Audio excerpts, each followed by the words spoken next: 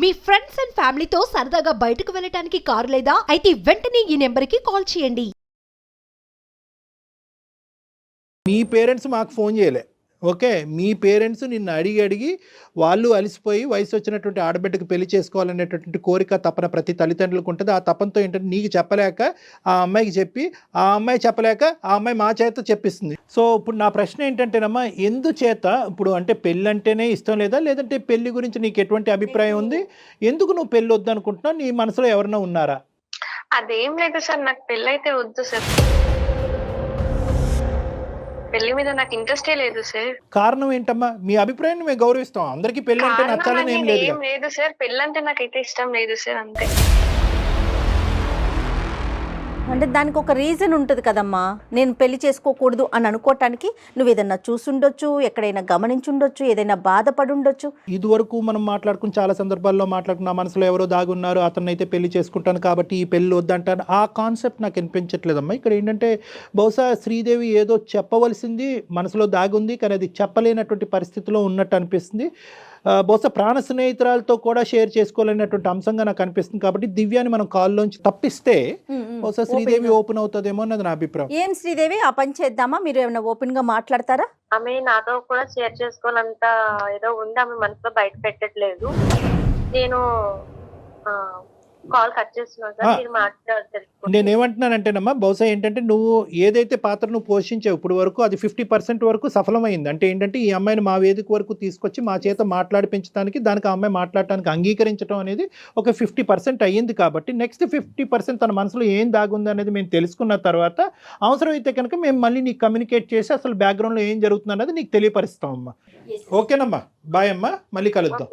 ఈ పద్ధతిలో కూడా మాట్లాడకూడదేమో, ఏదైనా ఇదన్నా 4 వాల్స్ మధ్యన ఒక క్లినికల్ రూమ్లో మాట్లాడేటటువంటి అంశంగా నాకు అనిపిస్తుంది. కానీ ఈరోజు ఏంటంటే బహుశా ఈ అవకాశం మళ్ళీ రాదేమో అనేటటువంటి ఉద్దేశంతో మళ్ళీ నువ్వు మాకు అంగీకరించకపోవచ్చు, రావచ్చు, రాకపోవచ్చు, ఇలాంటి రకరకాల ప్రాబిలిటీస్ ఉన్నాయి. కాబట్టి ఇది కాన్ఫిడెన్షియల్ డిస్కషన్. కాబట్టి నువ్వు నీ పేరు వరకే బయటకు వచ్చింది, నువ్వు ఎవరు ఏంటి ఎక్కడ అనే పూర్వాపరాలు తెలియవు. కాబట్టి ఇప్పుడు దివ్య కూడా కాల్లోంచి కట్ అయింది. కాబట్టి నువ్వు ఫ్రీగా మాతో మాట్లాడాలని నా కోరికమ్మ. తప్పకుండా సార్, కాకపోతే మీ విషయం నేను ఒప్పుకుంటాను సార్. మీరు ఇంతవరకు ఏమేమి మాట్లాడారో అన్నిటికీ నేను ఒప్పుకుంటాను, కానీ నేను మాత్రం పెళ్లి చేసుకోవడానికి మాత్రం సిద్ధంగా లేను సార్. నాకు నా జీవితంలో జరిగింది చాలా అంటే చాలా, చిన్నప్పటి నుంచి ఇప్పటిదాకా చాలా ఏగాను సార్. మగవాళ్ళంటేనే అబ్బా అనిపించేటట్టు ఉంది సార్. వద్దు సార్, నాకు పెళ్లి అయితే వద్దు. వద్దులేనా? వద్దు. ఇప్పుడు నేను ఇందాక ఒక మాట చెప్పాను కదమ్మా, ప్రైమరీ పాయింట్. ఆ అమ్మాయి ఏదో మనకు ఫోన్ చేసింది, ఆ అమ్మాయిని ఏమొచ్చి తల్లిదండ్రులు ఈ అమ్మాయిని రాయబారం పంపించడం వల్ల నీ చేత పెళ్లికి ఒప్పించుకోవటం అనేది కంకణం కట్టుకోలేదు మేము. కారణాలు చెప్తే కనుక కొద్దిగా మనుషులు అనేటటువంటిది వాళ్ళు చల్లబడతారు. ఓహో, ఇంత జరగటం వల్ల ఈ అమ్మాయి ఇటువంటి నిర్ణయం తీసుకుంది అనేటటువంటిది నువ్వు చెప్పలేకపోతున్నావు. వాళ్ళకి అర్థమయ్యేటటువంటి పద్ధతిలో అది కూడా నువ్వు ఒప్పుకుంటే కనుక ఇది రివీల్ చేయొచ్చు, ఈ విధంగా మా తల్లిదండ్రులతో నా ఫ్రెండ్తో మాట్లాడచ్చు అని నువ్వు పర్మిషన్ ఇస్తే కనుక నీ కాన్ఫిడెన్షియాలిటీ అనేది మేము బ్రీచ్ చేసి వాళ్ళకి చెప్పడం జరుగుతుంది. దాన్ని బట్టి తర్వాత పెళ్లికి నువ్వు అంగీకరిస్తావా, వాళ్ళు పెళ్లి గురించి వాళ్ళు ప్రెషర్ పెడతారా లేదా అనేది తర్వాత సంగతి తర్వాత చూద్దాం. చిన్నప్పటి నుంచి ఇప్పటిదాకా సార్ నేను ఎవరితో షేర్ చేసుకోలేదు, మా ఇంట్లో వాళ్ళతో కానీ, ఇప్పుడు నాతో మాట్లాడిన నా ఫ్రెండ్ తో కానీ కూడా నేను షేర్ చేసుకోలేదు సార్. అంత బాధను అనుభవించి ఇప్పటిదాకా వచ్చాను సార్. నా చిన్నప్పుడు సార్ నాకు ఒక 12 ఏళ్ళు ఉంటాయేమో. అప్పుడు మా ఇంటి పక్కన ఒక అంకుల్ ఉండేవాడు. ఆ అంకుల్ తో మాడుకునే వాళ్ళు, నార్మల్ గా పిలిచేవాడు. తను నన్ను ముట్టుకోవడం, ప్రైవేట్ క్లాస్ లో ముట్టుకోవడం, అది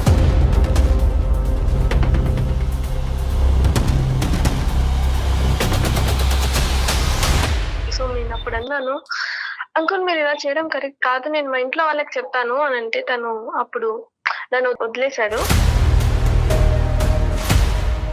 తర్వాత ఇంటర్లో ఏంటంటే చదువుకునే వాళ్ళం, అందరూ ఉండేవాళ్ళం, కానీ మా సార్ మాత్రం నా వెంట పడి అది ఇది మాట్లాడడం కానీ, మా సార్ని తలుచుకుంటే తన గురించి చెప్పాలంటే నాకు అలా ఉంది సార్.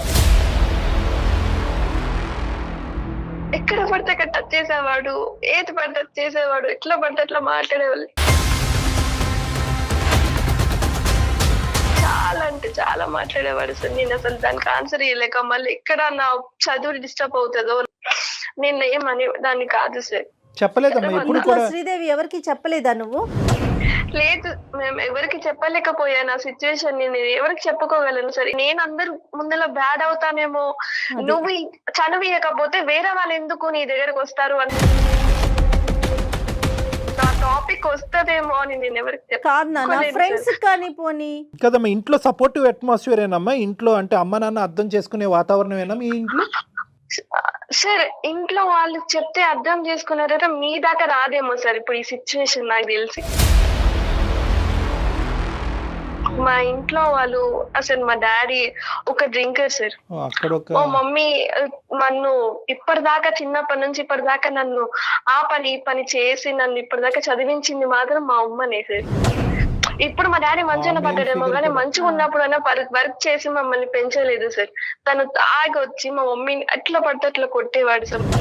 డిగ్రీలో సార్ ఇలానే ఫ్రెండ్స్ ఉండేవాళ్ళు సార్, మేము అందరం ఫ్రెండ్స్ ఉండేవాళ్ళం. అయితే ఒక రోజు మా ఫ్రెండ్ బర్త్డే ఉంది, సో అందరం కలిసి వెళ్ళాము జాలీగా బయటికి. సో ఒక రోజు నాది మీద కూల్ డ్రింక్ పడ్డది బర్త్డే రోజు.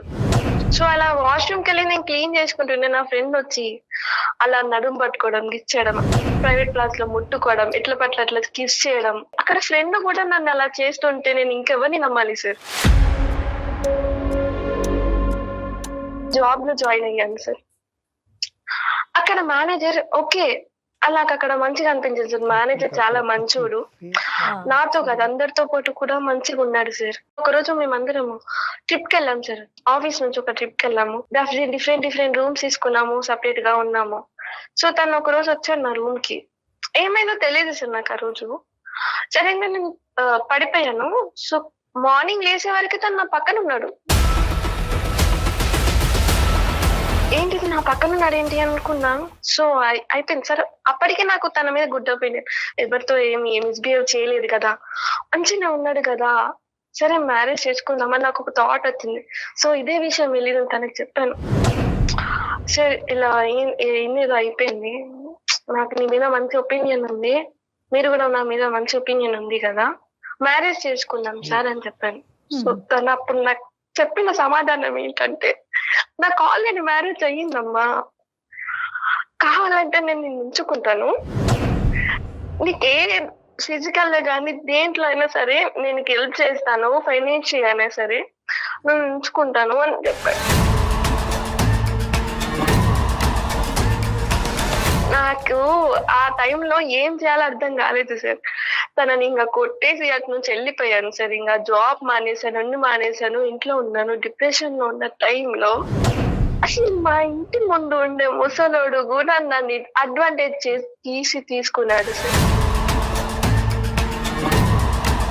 అసలు నేను ఇవ్వని నమ్మాలి సార్, ఈ ప్రపంచంలో అసలు అబ్బాయిలు ఇలా ఉంటారా, ఏం చెప్పలేకపోతున్నాను సార్. ఆ టైం వరకు ముసలోడు చిన్నప్పటి నుంచి ఇప్పటిదాకా బాధపడుతున్నా, నాలో నేను కుమిలిపోతున్నాను సార్. చెప్పండి సార్, ఏం చేయమంటారు నన్ను? చెప్పడానికి మాటలు కూడా సరిపోవమ్మా, ఎందుకంటే ఒక ఆడపిల్ల బహుశా నేనైతే మాత్రము ఇటువంటి అబ్యూజ్ని డెత్తో కంపేర్ చేస్తానమ్మా.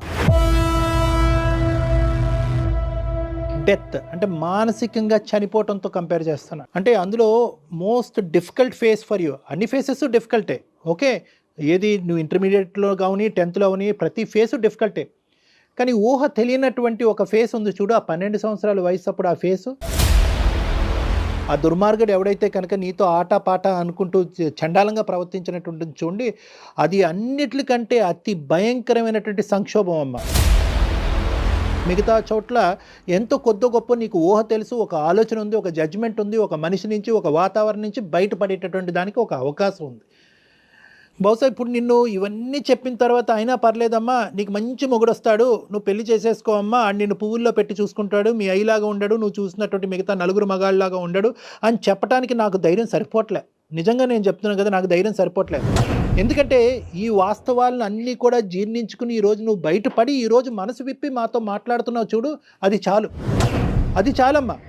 ఎందుకంటే కనుక ఈరోజు నువ్వు ఆ బాధ నుంచి నిన్ను సేద తీర్చి బయటకు వేయగలిగితే కనుక నీ మనసులో ఉండేటటువంటి బాధను తీసి నిన్ను ఒక మనిషిలాగా నిన్ను బయట ప్రపంచంలో ఒక నమ్మకంగా, ఎందుకంటే ఈ సమాజంలో ఉంది మగవాళ్ళు ఆడవాళ్ళు, ఇటువంటి సమాజంలో మగవాళ్ళని చేదరించుకుంటూ అసహించుకుంటూ నీ జీవితాంతం ఇంకా రానున్న రోజుల నుంచి ఒక 70-80 సంవత్సరాల పాటు నువ్వు ప్రయాణం చేయటం అనేది ఇలా అసహించుకుంటూ చేదరించుకుంటూ ఎంతకాలం బతుకుతావు అనేది నాకు అర్థం కావట్లేదు. మగవాళ్ళు లేనటువంటి ప్రపంచాన్ని మేము సృష్టించలేము, అది ఊహించుకోవటం కూడా కష్టం, అది చేయలేనటువంటి ఒక అంశం. ఒక 5-6 ఒక ప్రస్తావన తీసుకొచ్చావు, ఇంక్లూడింగ్ యువర్ ఫాదర్. వీళ్ళేనా నువ్వు చూసినటువంటి మగవాళ్ళు? వేరే మగవాళ్ళని ఎవరిని చూడలేదా నువ్వు? నిన్ను ఇష్టపడి నిన్ను మంచిగా చూసుకుని నీతో పాటు స్నేహపూరితంగా ఉండి నీ అవసరాలు కావాల్సినటువంటి అవసరాలు తీరుస్తూ నీ బాధను అర్థం చేసుకునేటటువంటి వాళ్ళు ఎవరు లేరా ఈ మొత్తం నీ 23-24 సంవత్సరాల ప్రయాణంలో? అలాంటి వాళ్ళు ఉంటే నేను ఈ స్టేజ్ నేను ఉండే వాళ్ళు దాని కాదు కదా సార్. వాళ్ళకి చెప్పి నన్ను నా బాధను వాళ్ళతో షేర్ చేసుకొని నన్ను ఇలా చేస్తున్నారు అంటే వాళ్ళు సాల్వ్ చేస్తుండే కదా. అలాంటి వాళ్ళు లేకనే కదా సార్ నేను ఈ సిచ్యువేషన్ లోకి వచ్చింది. తను చూసిన ప్రపంచంలో తనకి కనిపించలా. లేకపోయి ఉండొచ్చు జయ గారు, ఒకటి అది కరెక్టే ఏమో, అది కరెక్టే అయి ఉండొచ్చు. కానీ నేనేమంటున్నానంటేనమ్మా, ఎక్కడో నీకు ఇప్పుడు ఇంప్రెషన్ మారటం కాదు, మగవాళ్ళ గురించి ఇప్పుడు ఇంప్రెషన్ కాదు, మగవాళ్ళ గురించి నీకు ఉండేటటువంటి ఇంప్రెషన్ ఎప్పుడో మారిపోయింది. దానివల్ల ఏమైంది అంటే కనుక చాలా సందర్భాల్లో ఒక అవకాశం ఉండి ఒక ఆలోచన ఉండి ఒక సిచ్యువేషన్ ఉన్నా కూడా చాలామంది మగవాళ్ళతో నువ్వేంటంటే అంటీ అంటున్నట్టుగా ముట్టినట్టుగా వెళ్ళిపోయేవేమో అనేది నా అభిప్రాయం. లేకపోవటం కాదు, ఎందుకంటే అందరు మగవాళ్ళని ఇదే కేటగిరీలోకి వేయటం అనేటటువంటిది కరెక్ట్ కాదు. అంత స్థాయి డెసిషన్ తీసుకునేటటువంటి అనుభవాలు ఆలోచన శైలి కూడా నీకు ఆ వయసు కూడా లేదు అనేది నా అభిప్రాయం. అందరినీ అదే బుట్టలో వేసి మగవాళ్ళు అందరూ కూడా దుర్మార్గులు చండాలమైనటువంటి వాళ్ళు అనేటటువంటి అంశాన్ని బహుశా నీ బ్రెయిన్లో ఇప్పుడు కాదు ఎప్పుడో నాటుకుపోవటం వల్ల అందరి నుంచి దూరంగా వెళ్ళిపోవటం వల్ల ఆఖరికి నీకేంటంటే మంచి వాళ్ళు తక్కువగా తగిలారు, చెడ్డవాళ్ళు ఎక్కువగా తగిలారు. కాబట్టి నీకు ఒక అభిప్రాయం అనేది నీ మానసికంగా ఒకటి క్రియేట్ అయిపోయింది. మగవాళ్ళు ఆ జాతే కరెక్ట్ కాదు, అటువంటి జాతిని నేను చూడటమే తప్పు, అటువంటి జాతిని పెళ్లి చేసుకుని ఒక ప్రయాణం కొనసాగించడం అనేటటువంటిది అసలు నేను ఊహించుకోనటువంటి అంశంగా నువ్వు ఒక నిర్ణయంకి వచ్చేసావు అనేది నా అభిప్రాయం. నీ బాధను నేనేమి ఇక్కడ తక్కువ చేసి మాట్లాడట్లేదు. నీకు జరిగినటువంటి సంఘటనలు ఏదో జరిగిపోయినాయి అమ్మా, ఈ రోజు నువ్వు మర్చిపోయి నువ్వు ఆటోమేటిక్గా కళ్ళు మూసుకుని ముందుకెళ్ళిపో అనేటటువంటిది అనట్లేదు. నెక్స్ట్ ఏంటి లైఫ్లో నువ్వేమనుకుంటున్నావు? ఇంకో విధంగా నీ జీవితాన్ని చూడటానికి ఊహించుకోవటానికి ఒక అవకాశం ఉందా? నాకు అసలు జీవితం మీద విరక్తి వస్తుంది సార్. నాకు అసలు బతకాలని ఓపే లేదు. ఇప్పుడు బతుకుతున్నాను అంటే దానికి కారణం మా అమ్మ. తన వల్ల నేను ఇప్పుడు బతుకుతున్నాను. ఇంకా మంచిగా బతకాలి అలాంటి థాట్స్ అయితే నా దాంట్లో ఏం లేవు సార్. నేను మానసికంగా చచ్చిపోయాను సార్.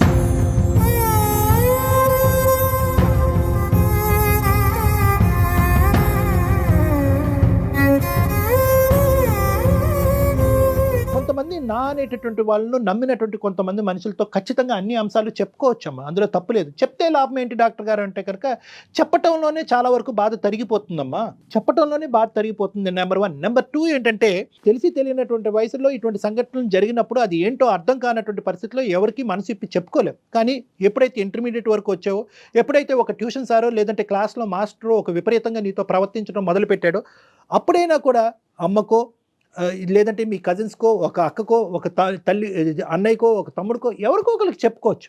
ఎవరూ లేరు అనేది కాదు ఇక్కడ ప్రస్తావన. చెప్పుకోవటం వల్ల బాధ తగ్గుతుంది.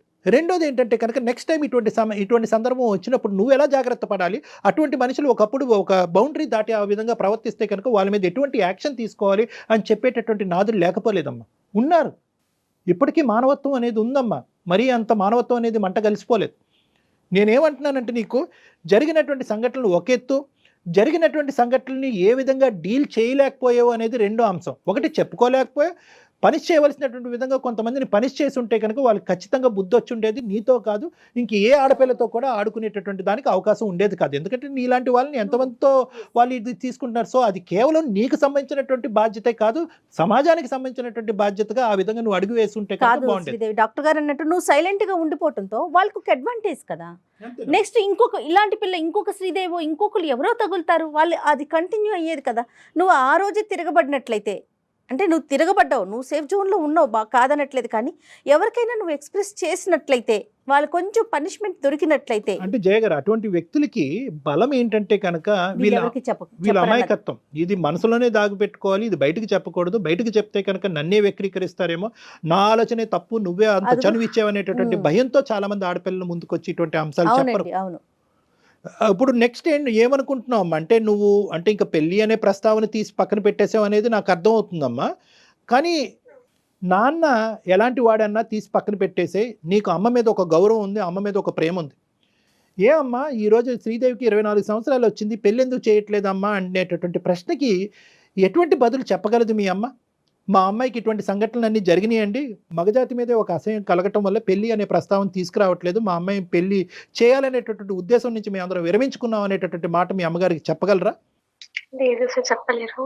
అమ్మా నాన్నలకి ఏం చెప్పాలి అనేది ఒక ముఖ్యమైనటువంటి అంశం అమ్మ. బహుశా నీకు ఆ మెచ్యూరిటీ లేదేమో అనేటటువంటిది నా ఆలోచన, కాబట్టి ఆ అంశాన్ని కూడా మేము వాళ్ళకి తెలియపరుస్తాం, అంటే చెప్పే విధంగా తెలియపరుస్తాం. ఒకప్పుడు నువ్వు వద్దు సార్, ఇది కంప్లీట్గా నా కాన్ఫిడెన్షియల్ పర్సనల్ ఇష్యూ, ఇప్పటికీ కూడా నాకు అలాగే అనిపిస్తుంది నా అనేటటువంటి వాళ్ళకి చెప్పి నాకు వాళ్ళని బాధ పెట్టడం నాకు ఇష్టం లేదంటే మేము ఒక్క అడుగు కూడా ఆ దిక్కును ముందుకేయం, పెళ్ళి అనే ప్రస్తావన గురించి మాట్లాడవు. కేవలం నువ్వు అనుకుంటే కనుక ఈ డిప్రెషన్ నుంచి నన్ను బయటకు వేయండి, నా ప్రశ్నలకి బదులు చెప్పండి, సమాజం గురించి నాకు ఏర్పడినటువంటి ఒక ఇమేజ్ని మార్చండి, నా ఆలోచన శైలిని కరెక్ట్ చేయండి అంటే కనుక నీకు హెల్ప్ చేస్తాం. సో ఈ 2 ఆప్షన్స్ ఉన్నాయి. నీ పేరెంట్స్తో మేము మాట్లాడాలా వద్దా? సార్ ఒక 2 minutes ఆగుతారా? నాకు అసలు ఏడుపు ఆగుతలేదు సార్. ఎందుకంటే చిన్నప్పటి నుంచి ఇప్పటిదాకా నన్ను అర్థం చేసుకొని, దగ్గర తీసుకొని, నా బాధను అర్థం చేసుకొని ఇలా మారుస్తాను నీ జీవితము అని అనేవాళ్ళు ఇప్పటిదాకా నాకు పుట్టలేదు సార్. మీరు నాకు దొరికినందుకు నా అదృష్టం అనుకుంటాను నా లైఫ్ లో.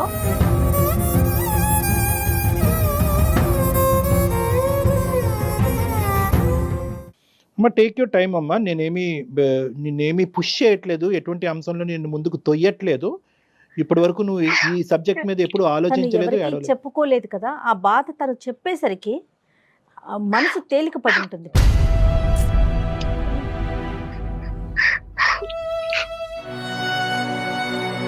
ఎవరికైనా ఏదైనా ఒక సందర్భంలో ఫేస్ చేస్తాం డాక్టర్ గారు, ఆడపిల్లలు ముఖ్యంగా ఏదో ఒక సందర్భంలో ఫేస్ చేస్తూ ఉంటారు కొంతమంది.